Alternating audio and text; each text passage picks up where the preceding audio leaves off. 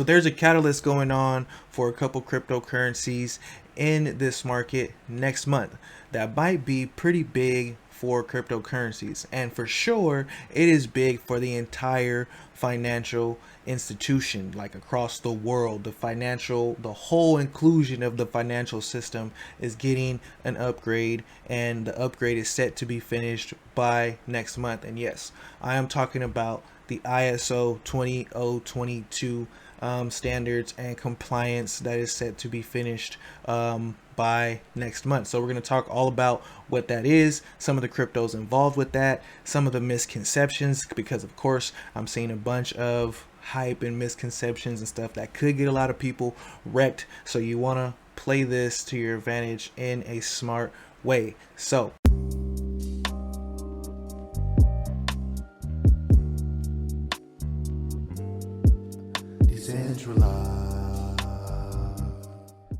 if you're excited about that, like the video, subscribe to the channel if you're not subscribed to the channel, and let's just get right into this ISO 20022 thing. So first things first, ISO 20022 is how it is pronounced. 20022, it is spelled out ISO 222. That's that when doing my research, that's what I saw. I finally saw something that said how it was pronounced, and that's what they said how it's pronounced. Maybe it was satire, I don't know, but for sure I know that if you want to understand what the ISO 20022 is, you have to understand what Swift is and what Swift network, what, so we're going to get all into that. So right here I'm at swift.com, which is the website for Swift, of course. And when I come to this website, I click on the About Us section right here, and it says Swift is the way the world moves value. We do this every single instant of every single day right across the world. No other organization can address the scale, precision, pace, trust that this demands. Swift is unique.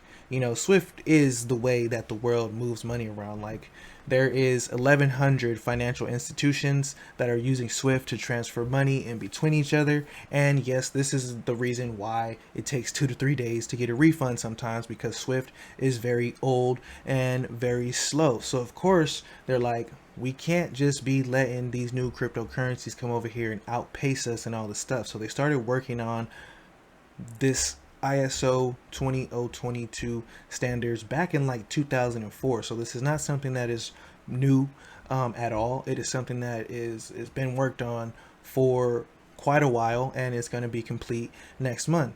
So ISO 20022 is an open global standard for financial information. It provides consistent, rich, and structured data that can be used for every kind of financial business transaction. Why should you adopt this now for cross-border payments starting in March 2022? The ways the Swift community exchanges payments messages will be transformed with ISO 20022. This will unlock huge opportunities for financial institutions, such as boosting operational efficiency, enhancing customer experience, and enabling innovation with new services. So this is a set of compliance rules where you can then become ISO 20022 compliant. And there's banks, institutions, and also cryptocurrencies and cryptocurrency companies that are going to be compliant with this entire system. This is an update, like I said, that has been being worked on for a long time. So when they involved certain cryptocurrencies with it, it allows those cryptocurrencies to be plugged into the system through APIs very simply and in a way that is already compliant, and banks will have a good time just working with it. Because one of the cons of this is that it goes against everything that cryptocurrency was like kind of made for. When people get banned from Swift, sometimes it is not good. For example, you may not be okay with what's going on with the whole Russia situation and stuff like that. Like, I hate war, I don't like that stuff, but hey, it is what it is. They're doing what they're doing. But when they got sanctioned, they got kicked off of Swift, and that means that everybody in Russia couldn't transact the same way that they used to. They had to go and find new ways of doing things. And to me, this like sucks. This hurts the citizens. Like, if the government does something silly, this hurts the citizens. And you can kind of look at the news and do some research and see that a lot of the citizens don't really want to be doing this war either, so they're getting punished for that by getting kicked out of the SWIFT system. So this kind of goes against what crypto was kind of made for, like what the original ethos of Bitcoin was to decentralize all this payment messaging, because that's all it is. It's just all about keeping this payment data in track so that we know who has what amount of value in their accounts. But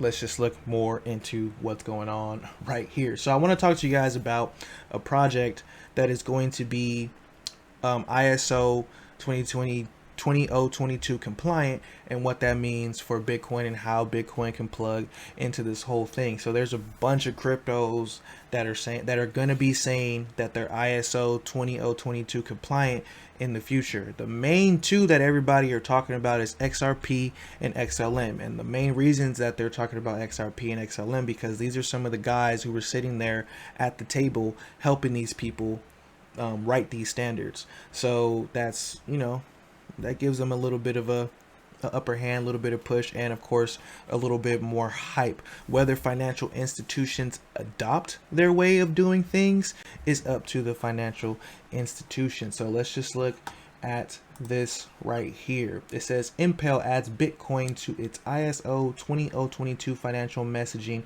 on XDC network. New cross-chain interoperability via WAN chain provides the most robust options for instant settlement. So Impel is pleased to announce today that Bitcoin, and when was this written? This was written last year, August 22. So Impel announced in August 22 that Bitcoin has been added to its ISO 20022 messaging API as an option. It's keyword. You guys got to keep these keywords just for when you think about your long-term investments. Collateral for making payments. This additionally enables Bitcoin to be used as an instant settlement process for traditional banking services. This is dope. If some banks decide to use, Bitcoin for settlement, then that will create demand for Bitcoin, of course. And other organizations that utilize the new ISO 20020 messaging standard, it offers the opportunity for improved customer experience, like faster transfers, faster information getting across. Like if you get a refund, then it's a faster that data gets from bank to bank, the faster you get your refund back. And that's pretty much all we want to do, right? And that's what they're trying to do with the ISO update. But through this collaboration with Dymo and WAN chain, Impel's user base can move Bitcoin from its native network to the XDC network as a wrapped digital asset called XBTC, referred to as a XRC20. Both Dymo and WAN chain aim to make blockchain ecosystem completely interoperability, one bridge at a time. Now, you guys know that I don't like bridges, but if they're on the background, kind of in under where the user is not really kind of seeing all these bridges, they're just sending the money, and then the money knows what bridge to go across, and that's more better in my opinion. And of course I think that's what they're working up to. So the bridge is operated by a group of permissionless decentralized nodes, which requires to stake a submission funds and elected monthly collectively nodes, and you guys don't really need to know about what the nodes do. But coming down right here, Impel's ISO 2020 financial messaging is a standard that is already widely adopted in more than 70 countries and is one of the United States aims to implement by 2022. Impel's platform offers optional instant settlement using XDC, the native coin of the XDC network, XRC 20 tokens such as XBTC, and the wrapped stablecoin USDC XUSDC. Very, very interesting for sure. So it's being built on these different networks. So come down here, I just wanted to read one more thing. Impel is a fintech innovator that uses blockchain technology to deliver financial messaging, instant settlement, and a bridge to the R3 Corda platform to future-facing businesses and fintech. So if you don't know what R3 is, you got to look into that. That's a big part of what is going on in the back end, what's going to be used here in the ISO 20022. So basically, it's like it's a standard. It's a set of standards that different coins and different businesses, cryptocurrencies can choose to adopt and choose to be included in this financial system created by Swift, which is the most powerful money mover in the world at this point in time. So most of the crypto companies that are centralized would want to get in on this, of course. Decentralized networks, not really sure if they're really big in getting in on this, but using something like Bitcoin, which is a store of value for a lot of people, and which is used for collateral for a lot of people, is also a big one. Now, I wanted to go into some of these tweets that I've been seeing about this whole ecosystem. So right here, we got institutional hands behind crypto investing right here. Check this out. You got IOTA, Ripple, R3 quarter, what I was just talking about. You got XFin, Swift down here. You got the Linux Foundation, IBM, and Stellar. You know, IBM uses, they work together. You got Consensus Network, who's doing a lot of mining. You got Algorand, and then you got Circle with their USDC right here.